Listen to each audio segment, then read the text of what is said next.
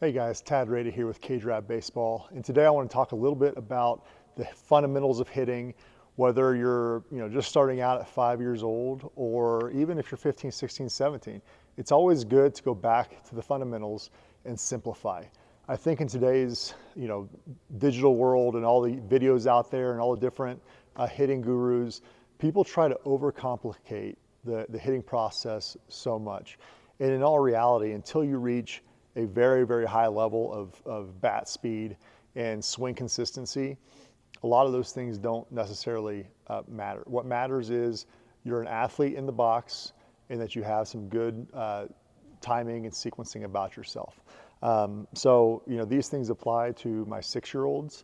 I've got a 6-year-old boy, a 5-year-old boy, and a 3-year-old. And when we work, this is very similar. I don't do all these fancy drills. Let's hit off the tee and let's do front toss. And then, my main thing is swing the bat hard. When you swing the bat hard, your body naturally works itself out. So just a few tips here. Like I said, if you're a dad of a first-time player and your son's, 5 through 8 or 9, these are great starting points. And if you're older and, a little bit more experienced, I think a lot of these things will still apply. You might be a little bit more advanced in terms of kind of the different things that you do or how you start, your hand positioning to start, but the fundamentals are always the same. So, when you're getting your setup, anything balanced is good. Some guys will start open, some guys will start a little bit closed, but ultimately you want to be, shoulder width apart. You can be wider, you can be more narrow, but for young guys, the simpler the better. So, when I hit, I like to have a little bit of open stance and go into it. However, everybody's different. And that's why there's no one size fits all advice for people. So most importantly, get a good setup position, a good athletic position to be able to move properly. A lot of hitting coaches will teach, step A, step, load, swing.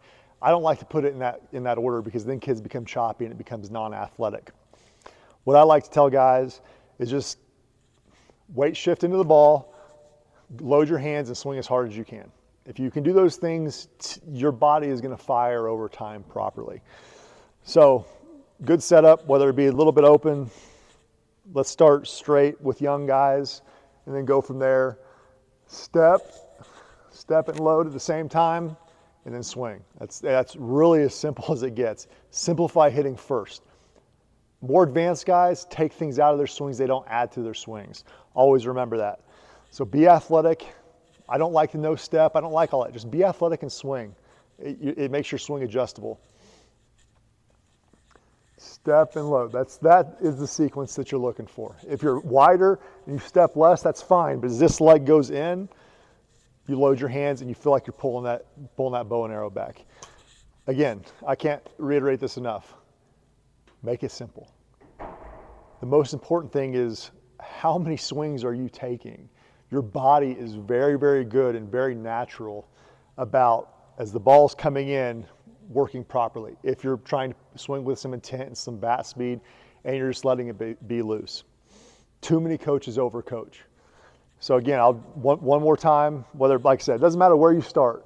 Be nice and relaxed, nice and balanced, good position. Step, load. You don't want to go all the way back. Keep that knee on the inside part. So that way it's easy to get off your backside. Step, load, swing. That's it.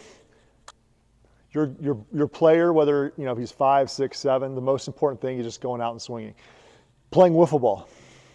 Getting wiffle balls, letting those kids swing as hard as they can, developing bat speed.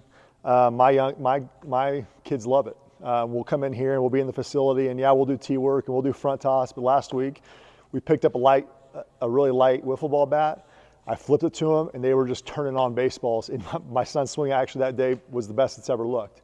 And it was just because he was just seeing the ball, had a light bat in his hand and was able to turn on it. Again, I don't like to give them a bunch of drills to do. I just don't see the point at this, especially when they're young. Let them enjoy it and let them figure their swing out.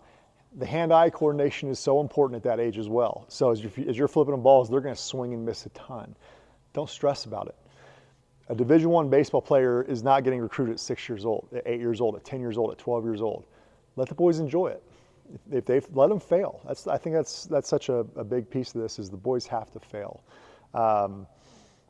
So as you're starting out and becoming and working with your kids on being a good hitter, or if you're watching this as an athlete, thing number one, take a lot of swings. Number two, be athletic. And number three, just swing with some bat speed. Bat speed takes care of a lot of issues. But those three things, if you're not doing those three things, let's not worry about all the mechanical stuff. Swing 200 times a day. I tell my guys all the time, 50,000 swings a year is about where you should be.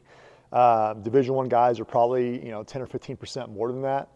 But you think about it, 50,000 swings a year is about 1,000 swings a week. You do that 5 or 6 days a week, you're about 200 swings a day. If you're doing that, great. If you're athletic while you're doing it, even better. And if you're trying to swing as hard as you can, third, that's the recipe to become a really good baseball player. All the drills, all the fancy mechanics, all the gadgets, those are all supplements. Those are not your primary source. Fix your primary source first, and then once you do that consistently over the period of time, then we can start adding in all the fun drills and all the things that you see on YouTube that can help the 1%. 90% of the work and 90% of being a hitter is just doing the work and doing it consistently and actually getting in here and swinging the bat as hard as you can and trying to square baseballs up. That's it. Baseball is not hard. Hitting is not hard. Yes, it's probably the hardest thing to do in all of sports, but in all reality, it's a simple thing. It's just doing it over and over and over again until your hands bleed, until you're tired, and you get up and you do it the next day.